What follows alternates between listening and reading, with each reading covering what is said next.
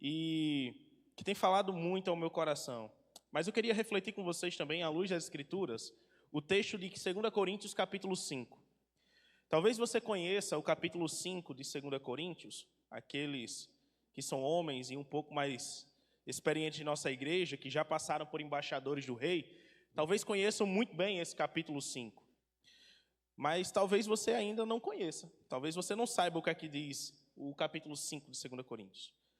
Um dos textos mais marcantes desse capítulo é quando Paulo diz que nós somos embaixadores de Cristo. E é como se Deus fizesse o seu apelo por nosso intermédio, né? Reconciliem-se com Deus. Mas há algo um pouco anterior a esse versículo 19 que nós tanto conhecemos, que é muito importante para aquilo que a gente entende como sendo uma das bases de nossa fé e um dos motivos de falarmos que uma vez salvos, salvos para sempre.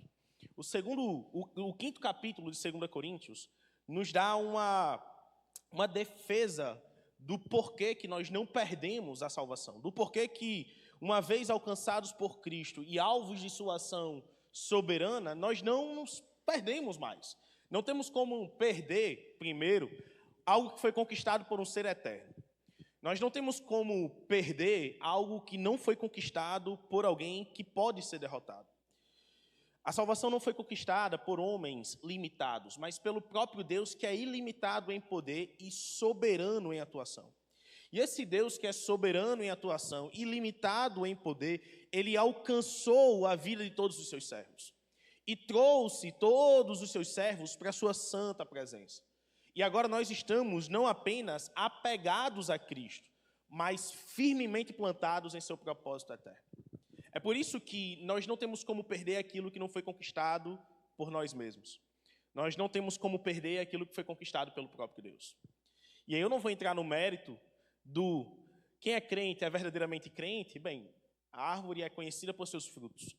E aí os frutos de cada crente é que dirão se ele é de fato um convertido e um salvo, ou se ele é apenas um enganador ou um enganado, né? Mas 2 Coríntios capítulo 5, versos de 14 a 17.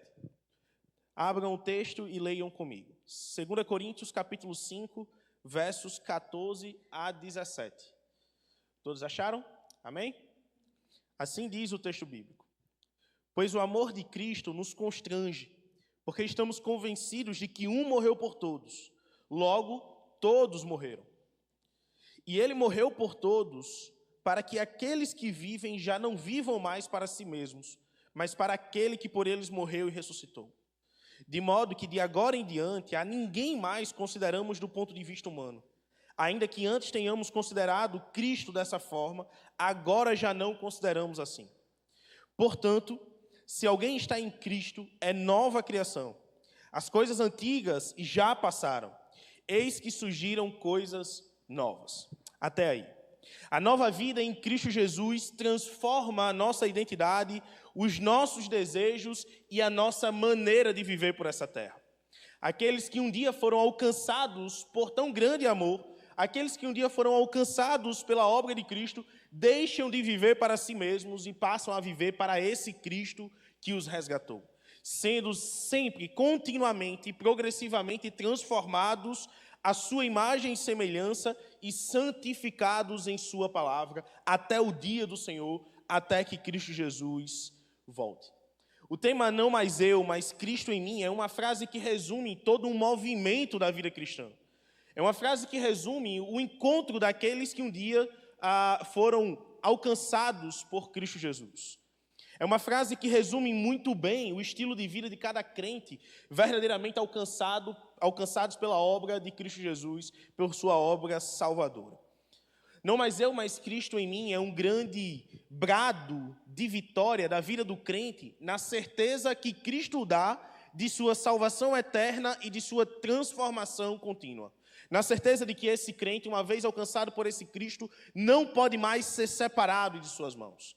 O autor de Romanos, Paulo, escreve no capítulo 8, dizendo que nada nos separará do amor de Deus que está em Cristo Jesus, o nosso Senhor. Nada, nenhuma situação deste tempo, nenhuma situação desta vida, seja ela boa ou ruim, ou até mesmo nenhuma situação ou tentativa de algo que está acima de nós ou para além desta terra. Nem mesmo as potestades ou até mesmo o próprio Satanás poderá nos separar do amor de Deus que está em Cristo Jesus, nosso Senhor. É Deus quem nos garante tudo isso. É Deus quem firma os nossos passos em seu caminho. E é Deus quem firma a nossa vida em sua palavra, a fim de que sejamos, por essa palavra, alimentados, sustentados e continuamente providos de certeza e segurança. É o próprio Deus quem faz isso. Não sou eu nem você, não são nossas obras, não são nada do que nós um dia tentamos fazer por Ele, mas tão somente o que Ele já fez por nós. Talvez você lembre e esteja achando um pouco semelhante a minha fala de agora com a fala do meu último sermão. Intencionalmente é para ser assim. Quando eu sentei para planejar o mês de agosto, debaixo de muita oração e de muito joelho no chão, eu fui escolhendo os temas e alguns textos, e escolhi a temática do mês, e depois escolhi os temas de cada sermão a serem ministrados nos domingos à noite, nos domingos pela manhã. Intencionalmente era fazer com que a igreja olhasse para Cristo Jesus e tivesse Cristo Jesus como sendo a pedra angular de sua caminhada, a pedra angular, o seu firme fundamento. A ideia era, assim, de fato, que Cristo Jesus, uma mensagem cristocêntrica, fosse pregada dominicalmente nessa igreja pela manhã e pela noite. A ideia era ser um mês completo de evangelismo à luz da sua palavra. O evangelho nunca foi uma mensagem acerca do que nós podemos fazer ou das tentativas de que nós, enquanto seres humanos, temos e tentamos acerca da melhora de nossa vida. Nunca foi isso. O evangelho sempre foi a boa notícia de que Deus salva pecadores por meio de Cristo Jesus. É por isso que, dominicalmente, durante todo esse mês de agosto, a gente está vindo aqui, a gente tem ouvido diversos jovens de nossa igreja pegar o microfone, falar verdades eternas que bradam ao nosso coração, que ressoam em nosso consciente, em nossa cabeça, a fim de que você, meu irmão, conheça a Cristo Jesus, que é o Salvador de sua vida e o único meio pelo qual você consegue alcançar a Deus, o Pai. Intencionalmente foi pensado, o mês de agosto foi pensado para que seja um mês evangelístico e cristológico. A ideia era que nós nos apegássemos a Cristo Jesus e tivéssemos o nosso coração por Ele alcançado. É a obra de Deus que ressuscita pecadores para uma nova vida em Cristo Jesus. E é por isso que nós pregamos isso aqui. Paulo coloca isso no capítulo 5 de maneira muito clara. Ele morreu por todos, para que os que vivem não vivam mais para si mesmos, mas para aquele que por eles morreu e ressuscitou. 2 Coríntios, capítulo 5, verso 15. Perceba que há uma ordem muito bem estabelecida por Paulo nisso tudo. Cristo morre, nós recebemos vida por causa da morte de Cristo. Nós deixamos de viver para nós mesmos, deixamos de obedecer às nossas próprias vontades e passamos a viver para Cristo segundo a sua própria vontade e segundo a sua própria verdade. Então a nossa vida deixa de ser uma vida nossa e passa a ser uma vida dele, a partir do momento em que o reconhecemos como nosso único e suficiente Salvador. É essa transformação, é essa progressiva, esse sucessivo acontecimento desses fatos que eu quero abordar com vocês nesse texto, nesse momento. Primeiro ponto do sermão, versos 14 a 15. Cristo morreu para que eu e você morrêssemos para mim e para você mesmo. Nossa vida pecaminosa foi morta na morte de Cristo. E com a sua ressurreição pudemos ter acesso a uma nova vida. Cristo morreu para que nós morrêssemos para nós mesmos. Versos 14 e 15. Assim diz o texto bíblico.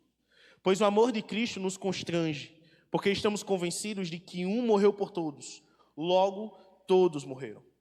E ele morreu por todos para que aqueles que vivem já não vivam mais para si mesmos, mas para aquele que por eles morreu e ressuscitou. A cruz de Cristo revela que eu e você precisávamos de um Salvador.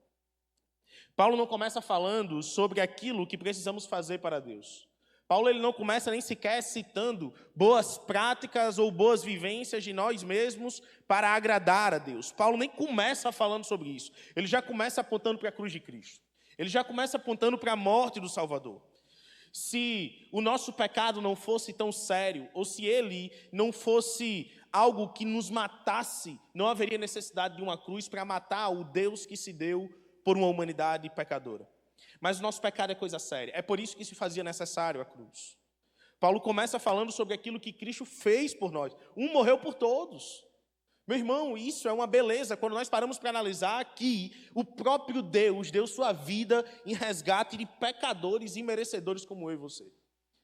É absurdo pensar em tão grande amor, em tão grande sacrifício, quando nós olhamos para o sacrifício de Cristo como sendo motivado por causa da nossa arrogância e de nossos pecados. Chega a ser um absurdo imaginar que alguém tão bom e alguém tão limpo, tão puro, pudesse dar a sua vida para resgatar pecadores tão sujos e imundos como nós. Mas é justamente aí que aparece a beleza da graça divina.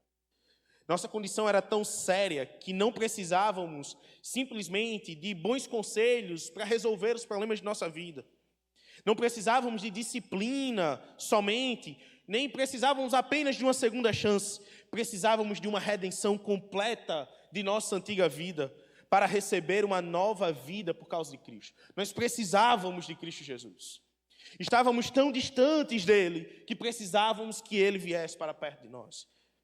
Nós estávamos tão sujos que precisávamos que o próprio Deus viesse ao nosso encontro para nos purificar de todo o nosso pecado.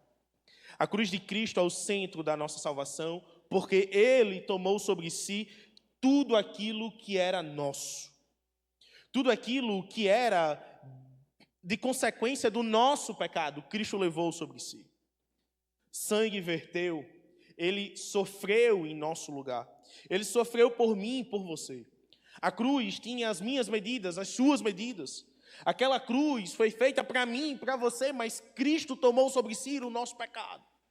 Subiu o monte do Calvário e lá foi erguido como uma bandeira para que todos vissem. Mas a grande beleza do Evangelho é de que não proclamamos um Cristo que morreu e está morto. Não proclamamos também uma mensagem de uma cruz que está ocupada por um defunto. Proclamamos uma cruz vazia e um Cristo que venceu a morte, trazendo consigo toda a humanidade regenerada para diante de Deus o Pai. Reconciliando com esse Deus toda a amizade que um dia perdemos, toda a comunhão que um dia foi desfeita, e recebermos dele o perdão que somente ele poderia nos dar, e que dele necessitávamos receber. A cruz encerra uma vida que é governada pelo pecado. Quando Cristo morreu, todos morreram. Paulo ele vai fazer uso na carta de Romanos de que se por Adão, por causa de Adão, por um só homem, o pecado entrou em toda a terra e ocupou o coração de toda a humanidade, por outro homem, o novo Adão, o Adão perfeito, Cristo Jesus, superabundou a graça de Deus sobre a vida de pecadores e merecedores. A união com Cristo significa que sua morte na cruz do Calvário teve consequências eternas em nossa vida. O velho modo de viver não pode continuar a partir de um governo do nosso pecado ou de nossa própria consciência. Se a cruz de Cristo for para nós apenas um momento histórico da humanidade, então de nada valeu o sacrifício de Cristo. Se a cruz for para nós apenas um símbolo de tortura do Império Romano, de nada valeu o sacrifício sofredor de Cristo Jesus. Não significa também de que se morremos com Cristo e cremos que com Ele seremos ressuscitados, não significa que o cristão, o crente, nunca mais pecará, ou também não significa que a nossa vulnerabilidade ao erro deixará de existir. Muito pelo contrário. Significa que o pecado não pode mais ser tratado como Senhor de nossa própria vida. Que a nossa própria vontade não pode ser mais levada em consideração como sendo o Senhor de nossas decisões. O velho modo de viver não pode continuar governando aquele que um dia foi alcançado pela graça de Deus em Cristo Jesus. Ter Cristo como Senhor significa ter a nossa vida debaixo de sua autoridade. Somente aquele que foi libertado por Cristo de seus pecados horríveis pode dizer com toda certeza ao príncipe desse século: não sou mais um escravo, foi meu Jesus o meu libertador. Somente alguém que foi alcançado por esse Cristo pode bradar aos quatro cantos da terra, dizendo: eu fui liberto das algemas que me prendiam a Satanás. Cristo me libertou de tudo isso. Deus me libertou dos meus vícios, das minhas dores. Fui curado do meu pecado, da doença do meu pecado, e fui por Cristo Jesus reconciliado com Deus o Pai. Somente aqueles que foram alcançados por Cristo podem bradar o grito de vitória sobre todas as ciladas do inimigo e sobre esse presente século. A cruz muda o centro de nossa concepção de senhorio. Paulo explica que o porquê que Cristo morreu. Paulo diz que para os que vivem, não vivam mais para si mesmos. Foi por isso que Cristo morreu.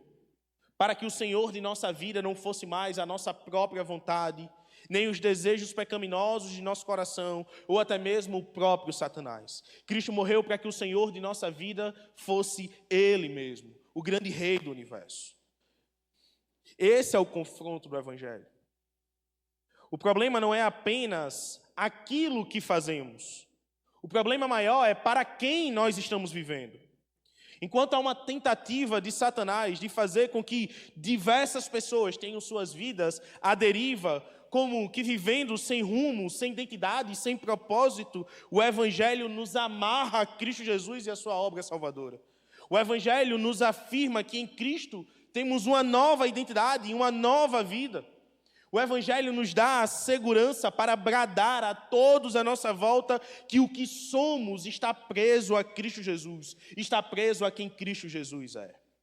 Somos servos de um Senhor amável. Somos agentes de um Deus todo-poderoso.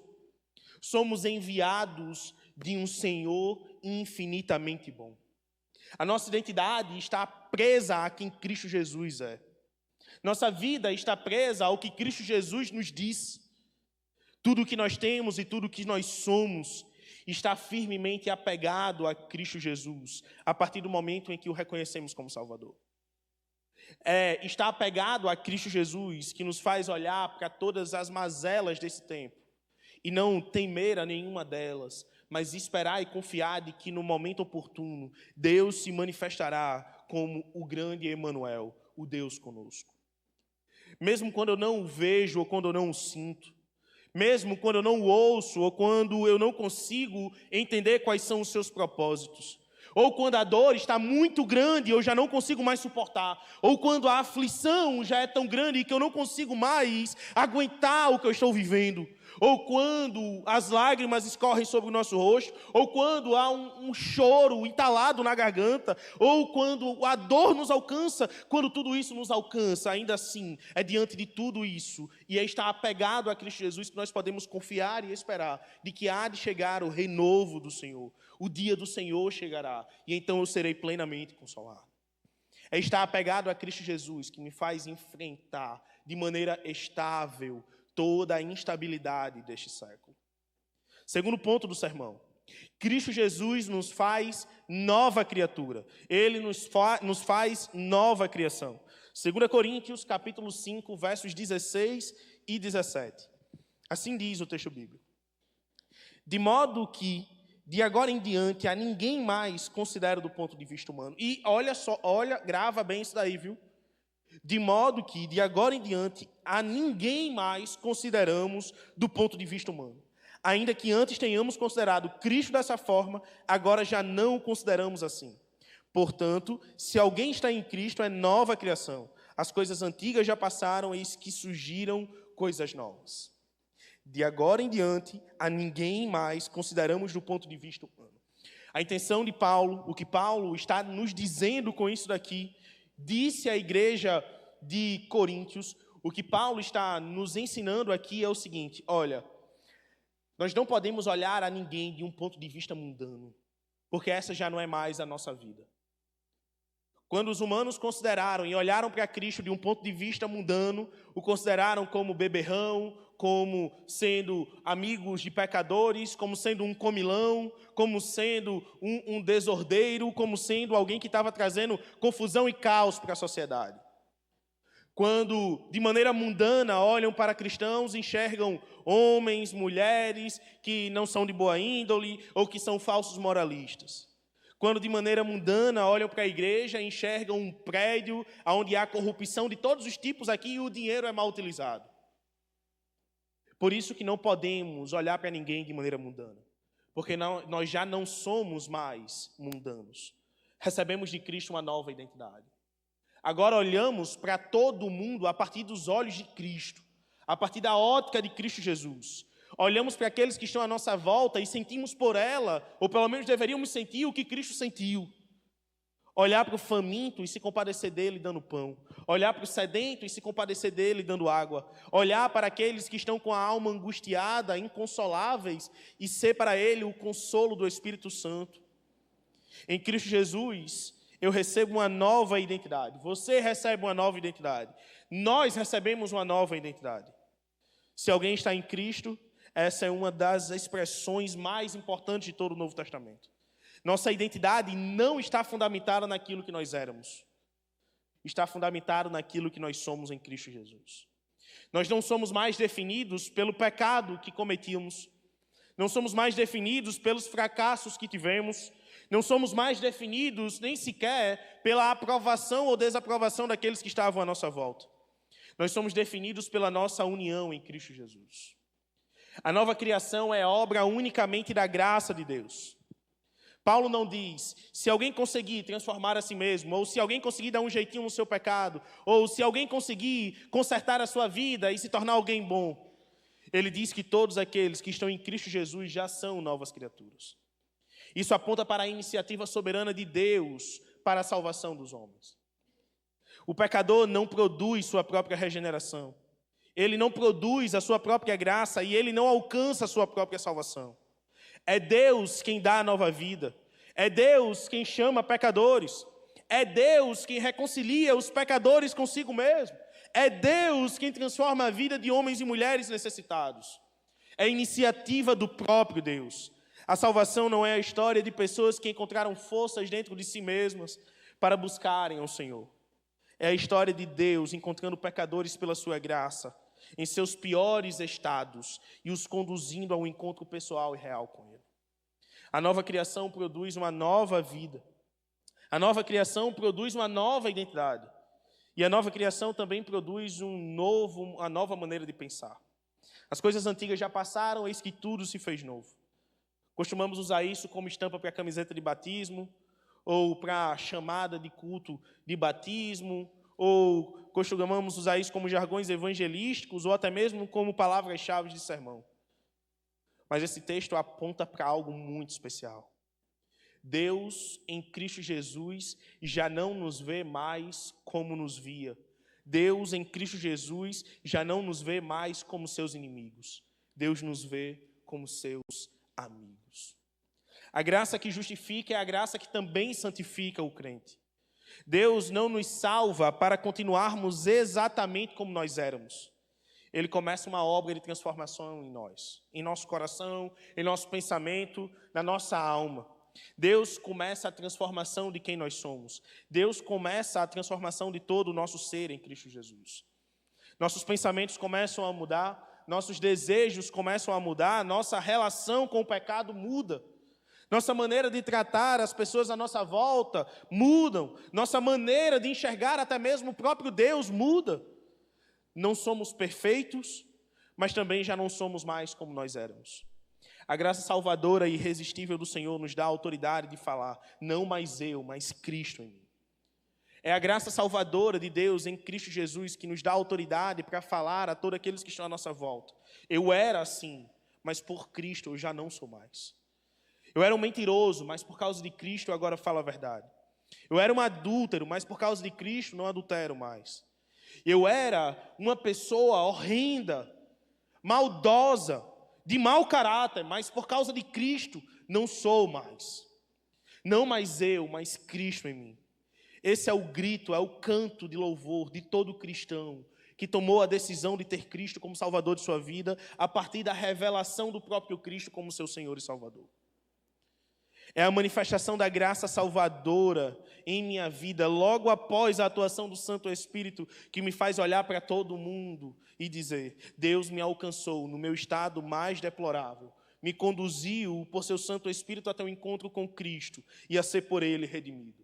Agora, em Cristo Jesus, eu posso descansar na certeza de que Ele é o meu Senhor e nada do que eu faça ou aconteça poderá me arrancar de suas mãos poderosas. É a obra da graça em Cristo Jesus, por meio de Cristo Jesus, que nos faz olhar para o mundo e dizer, não mais eu, mas Cristo em mim. Eu não sei qual é a condição de sua vida, também não sei o que é que você está passando, muito menos sei o que é que você tem feito.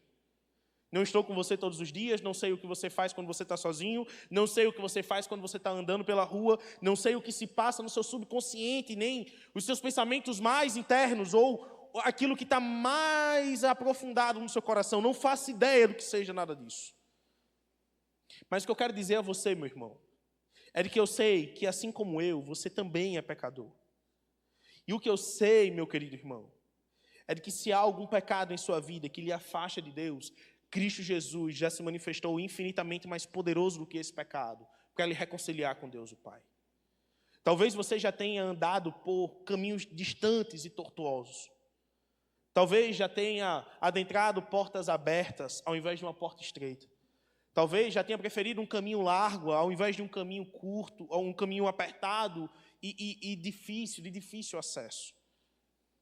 Mas eu sei, meu irmão, eu sei que a cruz de Cristo está tão próximo de você e alcança até mesmo você, assim como me alcançou, para lhe reconciliar com Deus o Pai.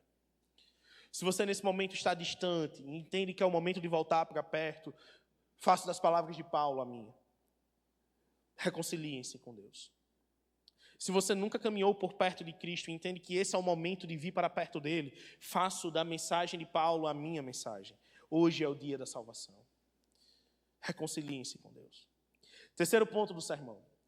Cristo nos transforma para que eu e você vivamos para a sua glória e para a sua vontade. Versos 15 a 17, novamente. E ele morreu por todos, para que aqueles que vivem já não vivam mais para si mesmos, mas para aquele que por eles morreu e ressuscitou. De modo que de agora em diante a ninguém mais consideramos do ponto de vista humano. Ainda que antes tenhamos considerado Cristo dessa forma, agora já não o consideramos assim. Por que é que não consideramos Cristo a partir de um olhar mundano mais? Porque Cristo já nos alcançou. Por termos sido alcançados por Cristo, agora o entendemos, o reconhecemos, o enxergamos como Ele de fato é. Portanto, se alguém está em Cristo, é nova criação. As coisas antigas já passaram, eis que surgiram coisas novas. O texto não termina na conversão. A nova criação agora precisa viver de acordo com a nova identidade que recebeu. É aqui que nós encontramos a realidade da santificação. Santificação é abandonar aquilo que pertence à velha vida. Diferente da salvação, santificação é um processo. Salvação é um ato. Deus nos salvou. Mas santificação é um processo. Nós precisamos ir de encontro a Deus, ao encontro de Deus, para ser por Ele transformado e à medida que mais nos aproximamos dEle, mais sejamos semelhantes a Ele. Por isso que a santificação é um processo, porque é algo que também envolve a nossa vida para com Deus. A salvação envolvia Deus para conosco. Deus foi lá e resolveu.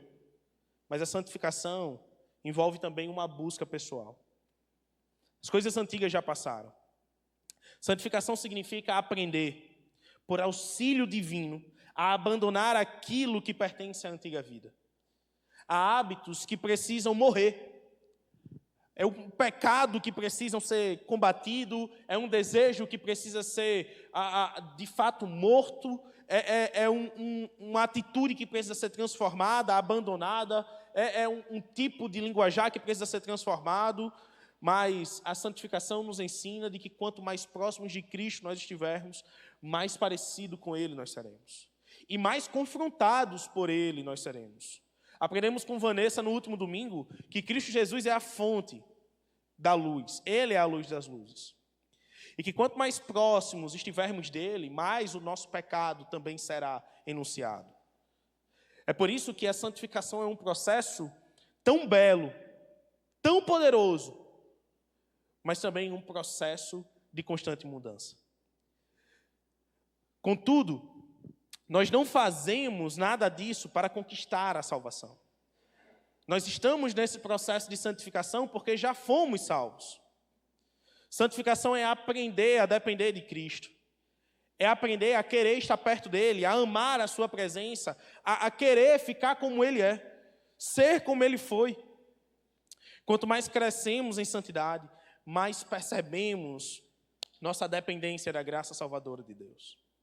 É por isso que nós podemos dizer, é por estarmos nessa caminhada de santificação que podemos bradar: eu lutarei alegre na fraqueza, e o seu poder há de me sustentar. Podemos sim, com firmeza, dizer que na noite escura nós não estamos sozinhos, pois junto a nós, Cristo Jesus sempre estará. É Cristo quem sustenta todos aqueles que pertencem a Ele. A santificação é uma luta real e contínua, mas também não é uma luta solitária e eterna. Deus nos garante a vitória sobre a morte, Deus nos garante a vitória sobre o pecado e Deus nos garante a vitória junto dele sobre o nosso inimigo, o inimigo de nossas almas. É por isso que a santificação, apesar de ser uma luta real, não é uma luta que nos derrotará, mas é uma luta que lutamos porque confiamos de que venceremos ao lado de Cristo Jesus. Afinal de contas, nessa luta contra o pecado e contra a carne, somos sustentados pelo próprio Deus. Santificação é viver cada vez mais para a glória de Cristo Jesus. Paulo diz: não vivam mais para si mesmos, mas para aquele que por eles morreu e ressuscitou. Esse é o destino da nova vida, daqueles que foram alcançados por Cristo Jesus. Cristo morreu por nós, meu irmão. Cristo morreu por mim e por você. Ele nos deu vida. Seu Espírito está nos moldando para sermos mais semelhantes a Ele. E agora vivemos não mais para a nossa glória e debaixo do nosso senhorio. Vivemos para a glória desse Senhor. Vivemos debaixo da autoridade desse Deus, desse Cristo. Vivemos para esse Cristo, que é Senhor sobre nossa vida. Uma das grandes belezas de ser servo de Deus, de entender que Cristo é o nosso Senhor, é saber de que esse Senhor não é um Senhor qualquer. Ele não é dono parcialmente de nossa vida.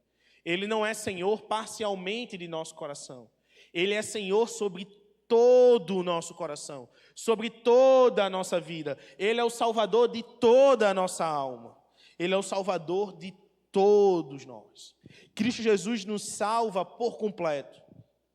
E Ele nos salva eternamente. O sacrifício de Cristo foi um só. Não há mais necessidade agora de estarmos juntando nossos novilhos ou nossas aves e indo entregar um sumo sacerdote para estar sacrificando para perdão dos nossos pecados. Cristo Jesus foi não apenas o sumo sacerdote, como Ele também foi o perfeito sacrifício. Agora, por causa de Cristo, podemos buscar a Deus e o seu perdão. É por isso que nossa esperança não está em nós mesmos.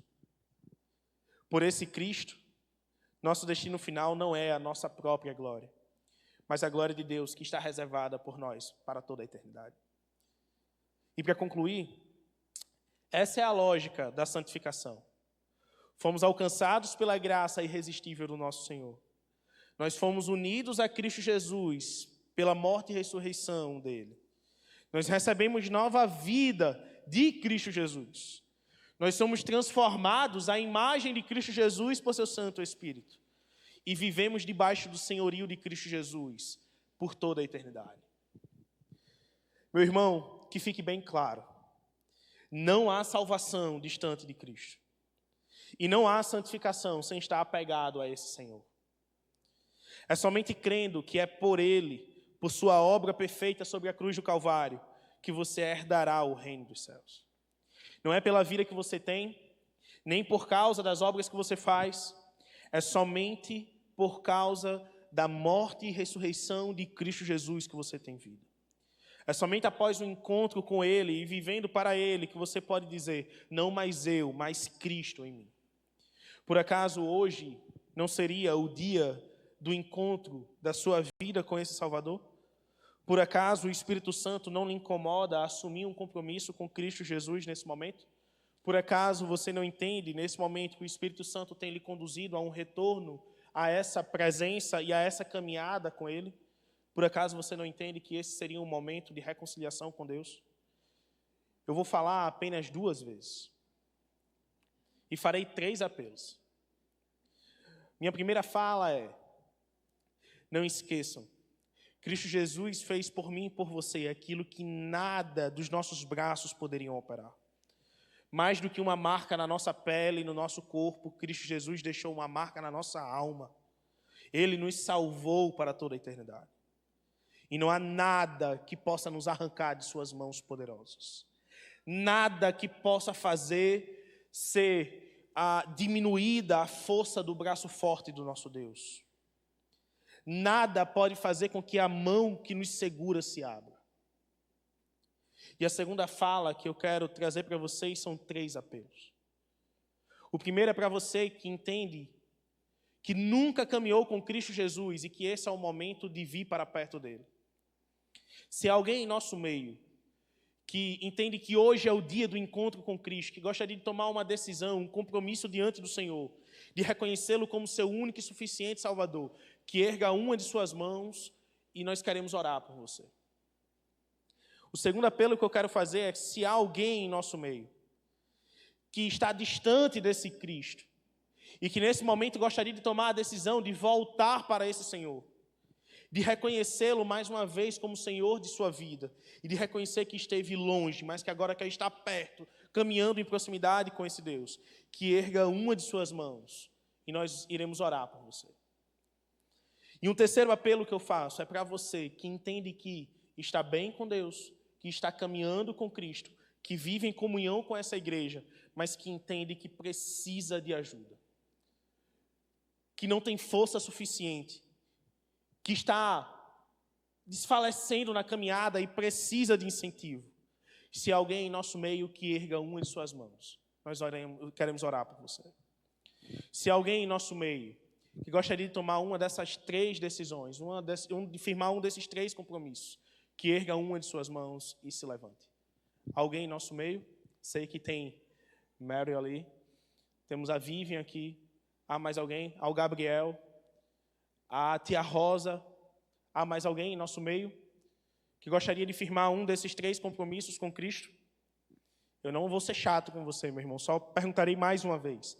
Há alguém em nosso meio que gostaria de firmar um desses 3 compromissos, que erga uma de suas mãos e, se puder, fique de pé para nós orarmos por vocês. Amém. Vamos orar por eles? Senhor Deus, nosso Pai, louvado seja o teu nome.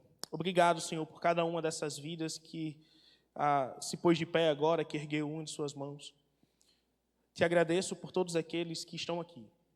Agradeço porque todos eles tiveram a oportunidade de ouvir o teu evangelho. Mas agradeço, Senhor, principalmente por todos aqueles que ergueram uma de suas mãos e ficaram de pé nesse momento, diante de toda a congregação. Nós não sabemos, ó Pai, quais são as dores que estão alcançando o coração de todos eles. Não sabemos quais são suas enfermidades, também não sabemos quais são os seus sofrimentos, não sabemos, Senhor. Mas o Senhor sabe de todos eles. O que como igreja fazemos nesse momento é orar por todas essas vidas. Pedir que o Senhor os ajude, que o Senhor cuide desses corações, ó Deus, que o Senhor os fortaleça e que o Senhor os lembre diariamente de que se eles estão apegados a Cristo Jesus e foram por Cristo Jesus alcançados, eles estão eternamente salvos pelo Senhor. E é o Senhor quem sustenta todos os seus salvos. É o Senhor quem sustenta o seu povo. Obrigado, Senhor, pela vida deles e pelo compromisso que eles estão firmando diante do Senhor. Que como igreja a gente consiga fortalecê-los na caminhada, ajudá-los na caminhada, que possamos, Senhor, como igreja do Senhor, cuidar dessas vidas, zelar por essas vidas. Pai, nós te pedimos também por aqueles que não firmaram nenhum desses compromissos. Se está tudo bem, se não há nada de errado acontecendo, louvado seja o Senhor. Que o Senhor os mantenha firmes em teu propósito. Se alguém em nosso meio, ó Deus, que está distante, caminhando distante do Senhor e não firmou o compromisso contigo nesse momento de se reconciliar com o Senhor, que o Senhor dê uma nova oportunidade. Mas, Senhor, que o Senhor incomode até que esse coração retorne para o teu rebanho. Se alguém em nosso meio, ó Deus, que nunca caminhou contigo e que não foi nesse momento, nesse nesse sermão, nesse apelo que tomou a decisão de ter o Senhor como Salvador, que o Senhor dê uma nova oportunidade. Mas que o teu Santo Espírito encoraje essa alma a tomar a decisão de ser fiel ao Senhor e de tê-lo como seu suficiente Salvador. Que o teu Santo Espírito faça cair por terra qualquer pensamento do inimigo, para que essa alma não seja impedida de reconhecer a Cristo Jesus como Salvador. No nome de Cristo, ó Deus, essa é a oração que eu te faço. Amém. Irmãos, Deus os abençoe. Mas antes de